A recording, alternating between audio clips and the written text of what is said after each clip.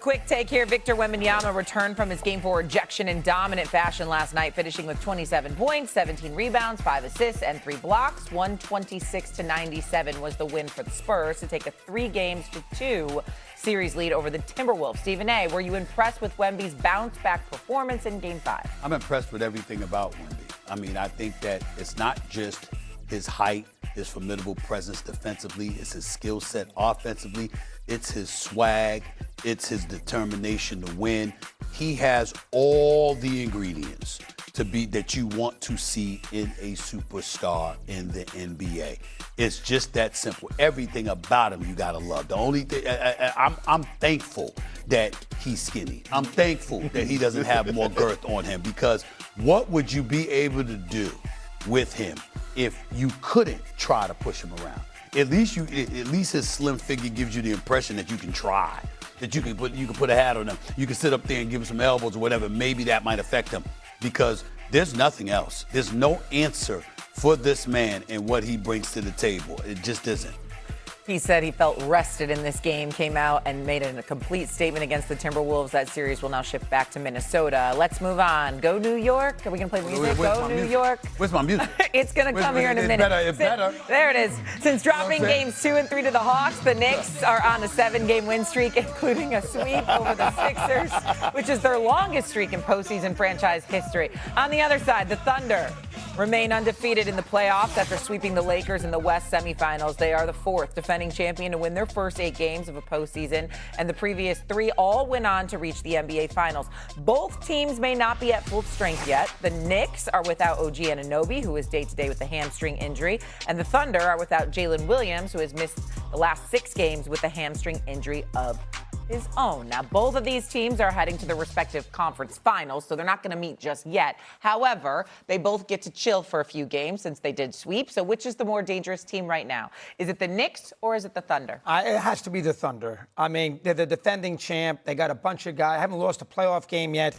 They won 8 straight. The Knicks beat the Hawks, really. And then they beat the Sixers, who, Embiid didn't play in 2 of the games, were a disaster. And I think the Knicks are playing great. And I think they beat Detroit or Cleveland, especially Cleveland. I think they beat Detroit. I think they'll be in the final. But I think the Thunder are the team to beat. I know the Spurs. You guys are flying on the Spurs, and I get that. Should be a great series.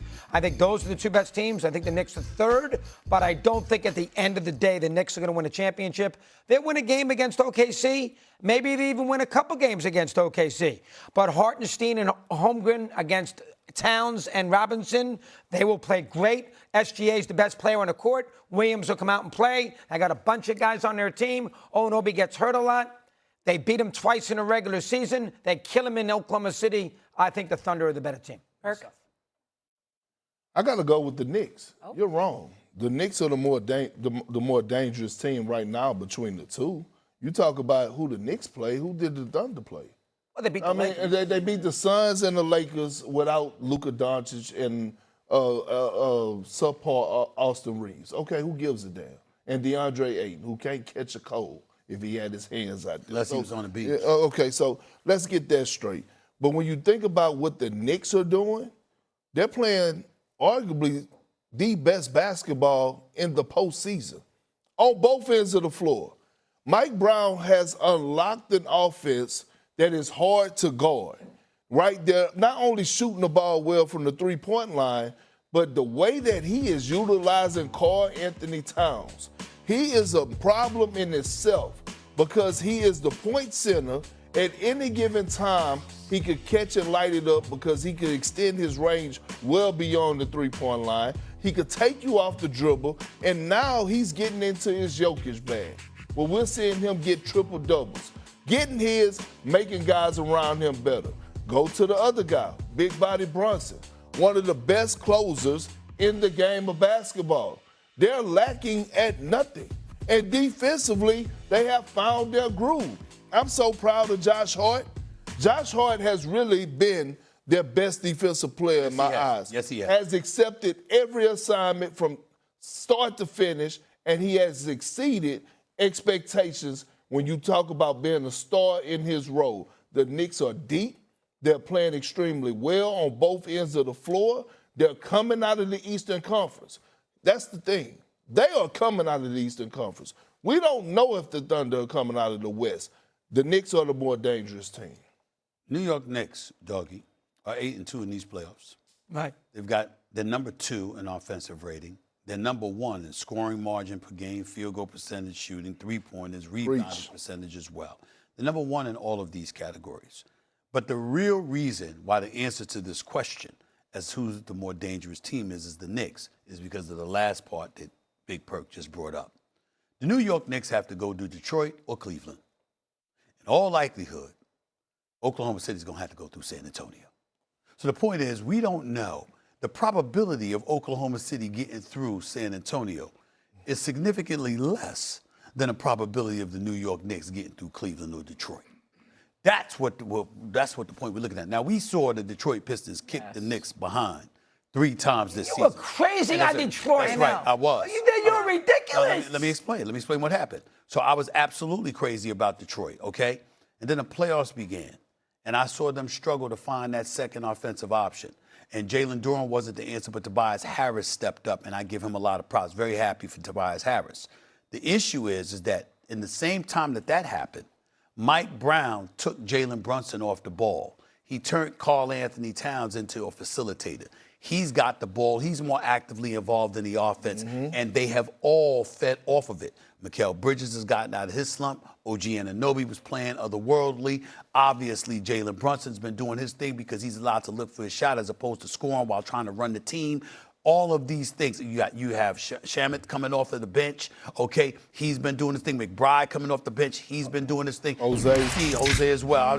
Alvarez. You see all of these guys doing what they're doing, and you see the New York Knicks literally going 9 deep. Literally going 9 deep. All of a sudden, it's like, wait a minute, that's not the same team. And so I look at it from that standpoint, and that's what has me saying New York Knicks coming out of the East. They're going to beat Detroit or Cleveland. That is what I believe. I ain't saying it's going to be easy, but the New York Knicks, I believe. Well, I agree with that. I think they're going to the finals, and that's the point. Even though I agree with you in terms of OKC from top to bottom with the talent that they have, particularly what we're seeing from A.J. Mitchell, from McCain and these brothers, the bottom line is they're the better team talent-wise. I think that they got a tougher path to prosperity because they're going to have to go through Wemby in all likelihood. And we don't know if they're going to pull that off. But we believe more so that the New York Knicks will. That's why the answer to this question is the Knicks. Well, you got the San Antonio Spurs being the 71 Lakers, the both of you. Oh, my goodness. Can they get by the Timberwolves first, please? They've lost 2 home games. I mean, can they get by the Timberwolves before we sit there and put them on this 39-3 stretch that the Lakers had in 71, 72, won 69 games with Wilt? Can we at least sit there, history? Can we at least sit there and wait till they see if they can beat the T-Wolves before you sit there and tell me that the Thunder might lose to them? I just watched them beat the T-Wolves last night, and I firmly believe they're going to win this series in Game 7. So you think they're going to lose Game 6 on the road? Yeah. Okay. So, and they're going to win Game 7. Doesn't that tell you that if they have to go 7 games against the T-Wolves, doesn't that tell you something? Don't bring that up. We've seen when the Lakers and when the Boston Celtics, whether it's with the 80s or beyond, when they win the postseason, we've seen them have to go through. We've seen Michael Jordan and these brothers got to go through Indiana. I had to go through 2 7-game series. There we go. It happens. We won. It happens. Do you close when it's time? That's the bottom line. And they're going to close. I agree with you on that. So I think it's going to be an Oklahoma City Knicks final. That's what I think it's going to be. You think Thunder, Spurs, I think Thunder, and I'll give the Knicks 2 games in the NBA final. Well, I'm done with the predictions on the West, okay? I'm done with the predictions on the West. Yeah, I'm done. You've been all over the place. No. You stayed with the Spurs. You backed down a little. Now you're back on the Spurs. No. That's not consistent, Perk. Huh? That's not consistent. God. Spurs, not Spurs. You're like him, but Detroit. That's true. We've been a little wishy-washy. Regular season. That's regular season. You know, I'm really back to where I was. Okay. Because the fact is, I started off the season saying OKC and the Knicks in the finals before a game was played. I think the biggest thing is that San Antonio has this X factor in Victor Wembanyama. And that's what it is. It's the X factor that we don't know what's going to happen with Victor Wembanyama. All right, we got to go to break. Coming up next, actor Alfonso Ribeiro, huge Cowboys fan. You know how that's going to vote on this show. While there will be tears of joy in Dallas, this season as first take. Oh, there he is. Where's he at? There you go. Where's he at? Coming up on you. Coming up on you. Coming up on you. Coming up on you on your shoulder, baby. Come on. You ain't ready for this. Oh, my man. It's good to see you, Good to see you, brother. It's good to see you.